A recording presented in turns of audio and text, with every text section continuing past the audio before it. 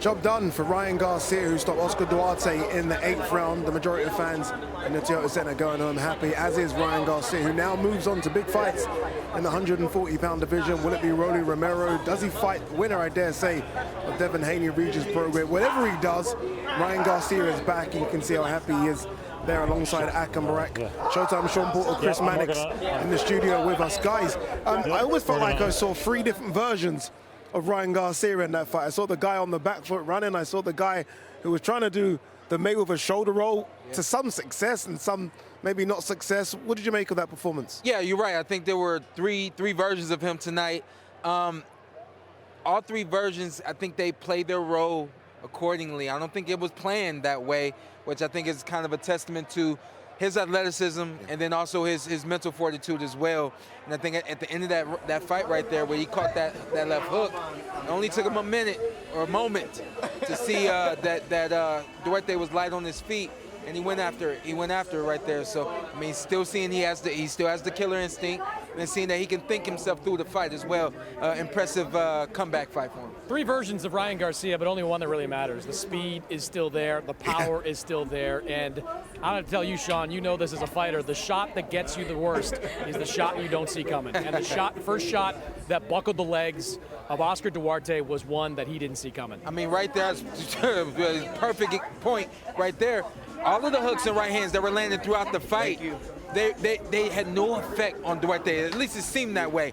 But when he started to move and get on his bike, and we didn't like that, but I could see that it was frustrating Duarte. Duarte started really trying to press forward and force things, and he didn't see that left hook coming. And that's what we know about Ryan. That left hook is you don't see it coming, and that's the one that hurts you. And I'll be honest, I was disappointed with Oscar Duarte there at the end. He was building on something in those middle rounds. It looked like he was gaining a measure of momentum in those middle rounds. He goes down, and he's on one knee. It's honestly eerily reminiscent of Ryan Garcia against Gervonta Davis. When he went down on one knee, sort of got up at 10.5 after the count and after the fight was waved off. Oscar Duarte got up at 9.5. That's what guys do when they really don't want to continue, but they want to try to save face a little bit by showing that, hey, I did get up. It's tough. No, it's true though, isn't it? I mean, normally you'd say it's a miscount, but the referee's doing a good job. He's right in his face and showing him and saying it loud, like 8, 9, like, are you going to get up?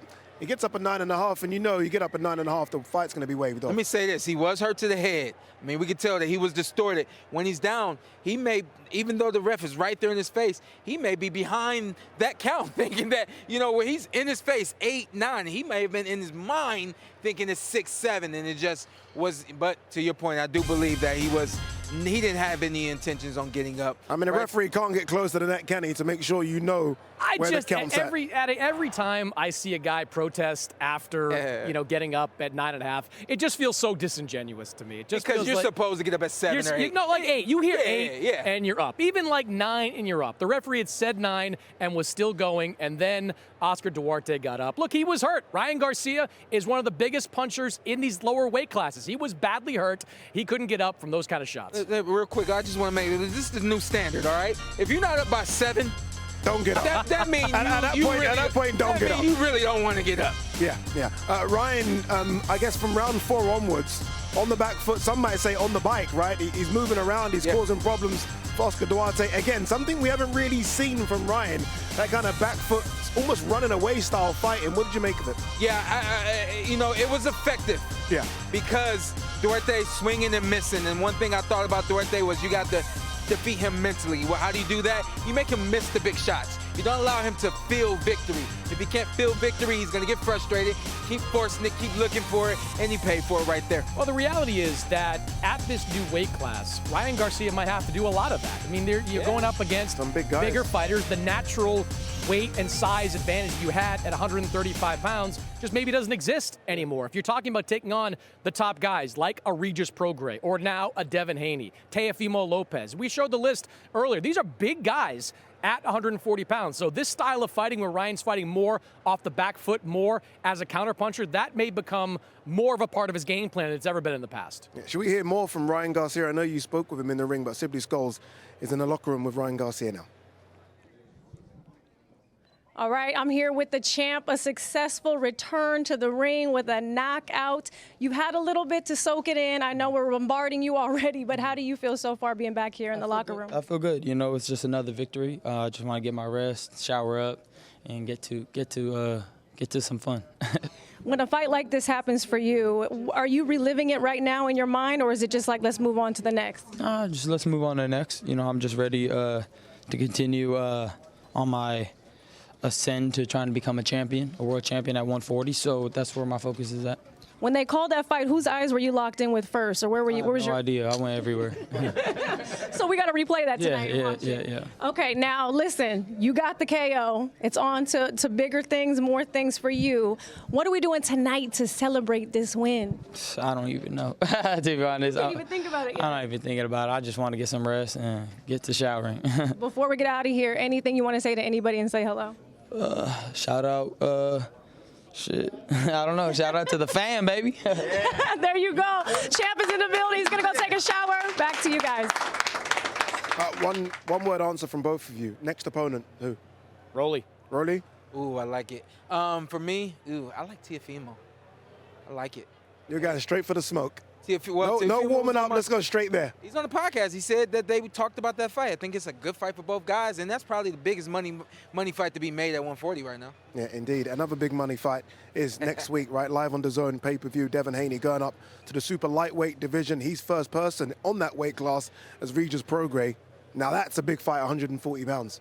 I am as excited about this fight as I've been about any fight in 2023, just because it is what I believe is the best against the best. The best at 135, the undisputed champ Devin Haney, and a guy I believe is the best at 140 in Regis Prograis, who has been just salivating for this kind of opportunity for like 5 years now. It was about 5 years ago that he lost that fight to Josh Taylor. He was out in the boxing wilderness for years, couldn't get a big fight. Now, here he is. The Chase Center in San Francisco is going to be rocking. Big numbers out in San Francisco. It is the master boxer against, and I say this respectfully, the master brawler in Regis Prograis. I think it's a great style matchup and going to be a great fight. You can see that QR code on the screen. Scan it now. The pay-per-view is available right now to buy.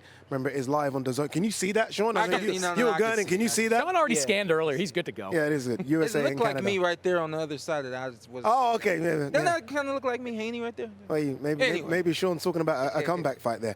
No, but it really is a good one, isn't it? Because you do have, and I think you put it perfectly, the puncher versus the brawler, right? And you just don't know which way this can go because both guys can switch it, and both guys can be the puncher and the brawler. So it can go either way. And I'll switch this right here. I think we've seen most recently that it's the dance partners here. In this particular fight, I think they match up very well. But we've seen most recently where you think the style matchup makes sense, but then you're trying to point the blame. Why is this fight's boring because of which one? You know, I truly think that the responsibility in terms of how entertaining this fight is relies on what Regis Prograis decides to do. You called him a brawler. He's got to go in there. He has to brawl.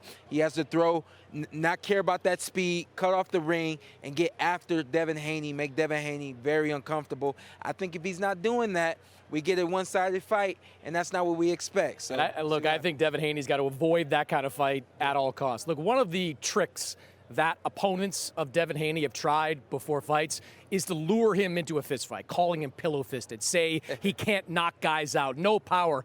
Regis Prograis at the face-off saying, name the guys that you've knocked out in the past, trying to lure him into more of an emotional fight than a tactical fight. Now, Devin Haney listens to instructions and follows a game plan as well as any fighter in boxing today. He's as disciplined as any fighter, I think, in boxing today. But Regis is trying to take him out of that. He's calling him manufactured. He's saying his resume is weak. He's saying he got a loss in Mexico. There's a lot of things that Regis is trying to do to take Devin Haney out of his game. We'll see if it works on Saturday night. Yeah, we certainly will see next week. You guys asked for boxing. We've given you quite a lot of boxing, I think it's fair to say. Ryan Garcia is back next week. Regis Prograis versus Devin Haney. Jake Paul returns a few days later after that. Then we go Sonny versus Bam. You want more? Day of Reckoning as well. Stay tuned for DAZN Boxing because we have loads more coming your way.